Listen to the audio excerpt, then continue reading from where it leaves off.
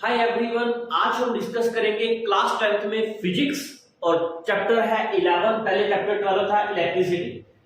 बच्चों को काफी ज्यादा हार्ड लगता है, न्यूमेरिकल्स नहीं होते, लेकिन ऐसा पॉसिबल नहीं है भाई। अगर आपको मैं करवाऊं और आपसे न्यूमेरिकल ना हो, बने रहिएगा मेरे साथ। इस पूरे चैप्टर के कंटेंट अब आएंगे और हम हर एक टॉपिक, हर एक कंसेप्ट को विद न्यूमेरिकल्स करेंगे। और ऐसा कोई न्यूमेरिकल्स नहीं होगा, अगर आप इसे रेगुलरली देखोगे, प्रैक्टिस करोगे मेरे साथ, तो सारे न्यूमेरिकल्स जो है वो आपसे इजीली सोल्व होंगे। हर एक न्यूमेरिकल मैं यहाँ पर करवाऊंगा भी, प्लस कुछ एक्स्ट्रा न्यूमेरिकल्स ऐसे होंगे जिसकी मैं जो पीडीएफ है वो डिस्क्रिप्शन बॉक्स में ऐड करूंगा। चलिए जी, शुरू करते हैं बिना देर के। Electricity chapter number 11। आपको बता दूं, सभी को पता ही है, बता के अभी इलेक्ट्रिसिटी जो है वो फिजिक्स का पोर्शन है और बच्चों को सबसे ज्यादा बड़ा फोबिया 10th क्लास में इलेक्ट्रिसिटी और लाइट चैप्टर से है। आप इलेक्ट्रिसिटी और लाइट एक बार हमसे करके तो देखो, आपके कोई भी डाउट्स हम रहने नहीं देंगे। इलेक्ट्रिसिटी डिस्कस करने से पहले हम ना कुछ इंट्रोडक्शन, कुछ हल्की फुल्की सी जानकारियां लेंगे जो हमारा बेस क्लियर करेंगी कि भाई इलेक्ट्रिसिटी की डेफिनेशन के अंदर रोल किसका है, डेफिनेशन है क्या, चार्ज क्या होते हैं, डिस्कस करते हैं इलेक्ट्रिसिटी। अब इलेक्ट्रिसिटी की जो डेफिनेशन है बड़े कॉमन तौर पे लिखी जाती है, rate of flow of charge, rate of flow of charge is called electricity. बड़ी ही सिंपल से मेथड से हमने डेफिनेशन लिख दी, rate of flow of charge कि कौन फ्लो कर रहा है, चार्ज। रेट वर्ड का मीनिंग हो गया पर यूनिट टाइम, कि किसी भी पर यूनिट टाइम में जो चार्ज फ्लो कर रहे हैं, this are called this is called electricity. अब चार्ज है क्या? चार्ज कुछ भी हो सकते हैं, वो पॉजिटिव भी हो सकते हैं, वो नेगेटिव भी हो सकते हैं। फर्स्टली हम बात करेंगे कि सर चार्ज क्या है। आप 9th क्लास में केमिस्ट्री के अंदर चैप्टर 3 और चैप्टर 4 करके आए हैं, atoms and molecule and structure of atom. वहां से आपको पता चला होगा भाई जो चार्ज है वो 2 टाइप्स के होते हैं। First one are called cations and second one called anions. जो कैटायंस है means positive charge, anions means negative charge. और हमें यह भी पता है कि भाई किसी भी एटम में जो कैटायंस पॉजिटिव चार्ज है because of protons, negative charge है because of electrons. Charge flow करना चाहिए, चार्ज मूव करना चाहिए, चाहे वो प्रोटॉन कर रहे हैं चाहे इलेक्ट्रॉन्स, सब दोनों एक साथ ही होते हैं। एक एटम के अंदर जितने प्रोटॉन्स उतने ही न्यूट्रॉन्स और उतने ही electrons, because atom is electrically neutral. ये बात क्लास 9th में चैप्टर 3 में जे थॉमसन ने बता दी थी कि एक एटम इलेक्ट्रिकली न्यूट्रल होता है। किसी एटम में जितने प्रोटॉन्स हैं उतने ही इलेक्ट्रॉन्स होते हैं, मींस पॉजिटिव और नेगेटिव चार्ज दोनों इक्वल होते हैं। अब हमने देख लिया भी rate of flow of charge कि भाई ये जो चार्ज है ये फ्लो करेगा, जब ये फ्लो करेगा उसे हम इलेक्ट्रिसिटी बोलेंगे। बट अब ये जो चार्ज है जो फ्लो कर रहा है मींस वो घूम रहा है। अब घूमेगा कौन? जो फ्री होगा।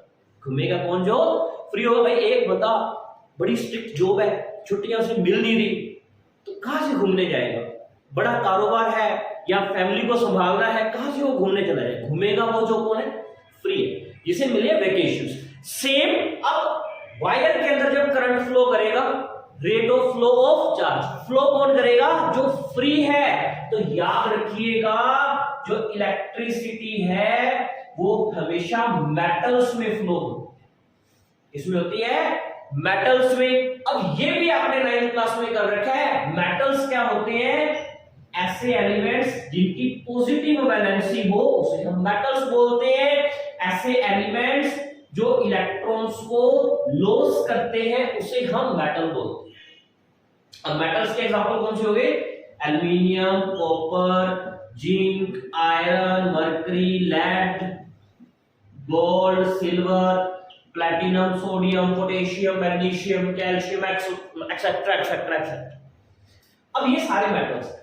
अब मेटल्स ही इलेक्ट्रिसिटी क्यों फ्लो करते हैं? Because metals have free electrons. Because metal के पास फ्री इलेक्ट्रॉन्स है भाई, वो अपने इलेक्ट्रॉन्स को लॉस कर सकता है, और लॉस करेंगे तो वो आराम से घूम रहे हैं, मजे कर रहे हैं, अपनी पार्टी एंजॉय कर रहे हैं, क्योंकि वो फ्री है, वो फ्लो कर रहे हैं, वो मूव कर रहे हैं। तो नॉन मेटल्स में कभी भी इलेक्ट्रिसिटी पास नहीं होती, बिकॉज उनके पास कोई फ्री इलेक्ट्रॉन नहीं है। जितने इलेक्ट्रॉन्स है वो बॉन्ड है, बाउंडेड है, सारे न्यूक्लियस के सराउंडिंग के अंदर बंधे हुए हैं, न्यूक्लियस उन्होंने कैच करके रखा हुआ है, सो दैट्स व्हाई उसके इलेक्ट्रॉन्स फ्री हो ही नहीं सकते। तो इलेक्ट्रॉन फ्री है किसके?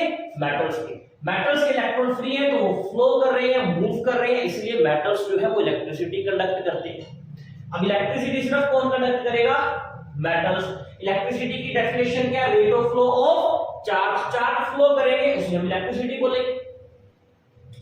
अब मेटल्स इलेक्ट्रिसिटी फ्लो करेंगे, बट कुछ एक्सेप्शंस ऐसे भी हैं मेटल्स के जो इलेक्ट्रिसिटी कंडक्ट नहीं करते। हम अब ये देखेंगे कि भाई इलेक्ट्रिसिटी कंडक्ट होती है तो उसके लिए भी अलग अलग दो टर्म्स यूज करी जाती है। सबसे पहली term conductor, second term insulator. अब कंडक्टर और इंसुलेटर दोनों ही साथ साथ काम करते हैं। कंडक्टर क्या हो गया? जिसमें इलेक्ट्रिसिटी फ्लो करेगी, जिसमें इलेक्ट्रिसिटी फ्लो करेगी वो क्या है? कंडक्टर। जिसमें इलेक्ट्रिसिटी फ्लो नहीं करेगी वो क्या है? इंसुलेटर। इसके अंदर एग्जांपल कौन से आ गए? जितने भी मेटल्स हैं वो सारे क्या है? कंडक्टर्स। इसके अंदर एग्जांपल कौन से आ गए? जितने भी नॉन मेटल्स हैं, जितने भी प्लास्टिक है, वुड है, रबर है, ये सारे क्या है? इंसुलेटर्स। बट नॉन मेटल में जैसे एक्सेप्शन आ गया ग्रेफाइट। अब ग्रेफाइट जो है वो इलेक्ट्रिसिटी कंडक्ट करता है बिकॉज़ ग्रेफाइट के पास फ्री इलेक्ट्रॉन होता है। ये लेटर डिस्कस करेंगे चैप्टर 4 में। मैंने कार्बन एंड इट्स कंपाउंड के ऊपर वीडियो बना रखी है जिसमें ग्रेफाइट और डायमंड के अंदर एक्सेप्शन कर रखा है, तो आपको पता चल जाएगा कि जो ग्रेफाइट है वो इलेक्ट्रिसिटी कंडक्ट क्यों करता है, बिकॉज़ इसके पास एक फ्री इलेक्ट्रॉन होता है। Non metals, plastic, would, rubber, but हमेशा ही कंडक्टर और इंसुलेटर दोनों साथ साथ काम करते हैं। हमारे घर में जितनी भी वायरिंग यूज हो रही है, वायर के ऊपर एक प्लास्टिक कवरिंग है, अंदर देखो मेटल काम आ रहा है जिसमें करंट फ्लो हो रहा है, बट उस मेटल के ऊपर एक प्लास्टिक की कवरिंग है, रैप किया हुआ, वो क्या है? इंसुलेटर। अब ये क्यों है? अगर मेटल का रैप नहीं होगा तो हमें करंट के लिए मिनिमम दो वायर चाहिए, एक लाइन फेज चाहिए, एक न्यूट्रल फेज चाहिए। दोनों वायर के अगर प्लास्टिक का मटेरियल नहीं है तो दोनों एक दूसरे के संपर्क में आएगी, कॉन्टैक्ट में आएगी तो शॉर्ट सर्किट होगा, ब्लास्ट होगा, हमारा जो सर्किट है वो खराब हो जाएगा। इसीलिए कंडक्टर और इंसुलेटर दोनों क्या हमेशा पैरेलल काम करते हैं, एक साथ काम करते हैं। कंडक्टर पता चल गया, इंसुलेटर पता चल गया। जब करंट फ्लो करता है तो उसमें जो चार्ज मूव करते हैं वो हमें पता चल गया, चार्ज कैसे फ्लो करते हैं, जो फ्री होते हैं वो फ्लो करते हैं। अब चलिए जी इलेक्ट्रिसिटी की डेफिनेशन के साथ साथ अब इसका फॉर्मूला देखते हैं। इलेक्ट्रिसिटी की डेफिनेशन क्या हो रही है? Rate of flow of charge. Rate of flow of charge means कि किसी भी पर यूनिट टाइम में इलेक्ट्रिक करंट, इसे हम आई से रिप्रेजेंट करते हैं क्या? Flow of charge.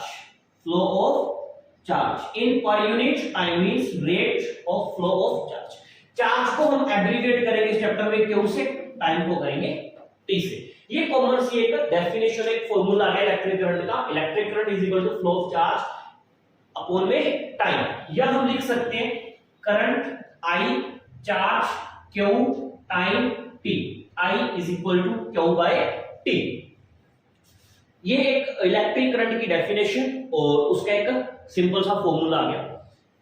अब एक और मेन बात है। क्या मेन बात है? इलेक्ट्रिसिटी जो है ना वो कभी भी ओपनली फ्लो नहीं करती, वो हमेशा एक क्लोज सर्किट में फ्लो करती है, वायर टू वायर फ्लो करती है। वो मींस हमारे घर में फैन लगा हुआ, फैन की वायर स्विच बोर्ड तक, स्विच बोर्ड से मेन मीटर, मेन मीटर से पोल तक वायर आती है, पोल से फिर आगे इलेक्ट्रिसिटी ग्रिड तक लाइट जाती है, आगे से आगे ये वायर्स के थ्रू जा रही है। इलेक्ट्रिसिटी का ऐसा कोई सिस्टम नहीं है हॉटस्पॉट, वाईफाई, ब्लूटूथ वाला मींस वायरलेस वाला। ओपन एयर के अंदर जो करंट है वो फ्लो नहीं कर रहा, इसके लिए हमेशा क्लोज सिस्टम की जरूरत होती है। तो यहां पर देखिए क्या लिखे हैं, electricity always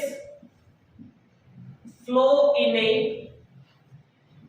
closed path called electric circuit. कि जो इलेक्ट्रिसिटी है वो हमेशा एक क्लोज्ड पाथ के अंदर फ्लो होती है, जिसे हम इलेक्ट्रिक सर्किट बोलते हैं, क्लोज्ड पाथ। अब ये इलेक्ट्रिक सर्किट होता है, देखिए मान लीजिए मैंने वायर ली, मैंने इस वायर से कोई बल्ब जलाना है, तो मैंने क्या किया, इस वायर को बीच में से काटा, यहां पर बल्ब लगा दिया।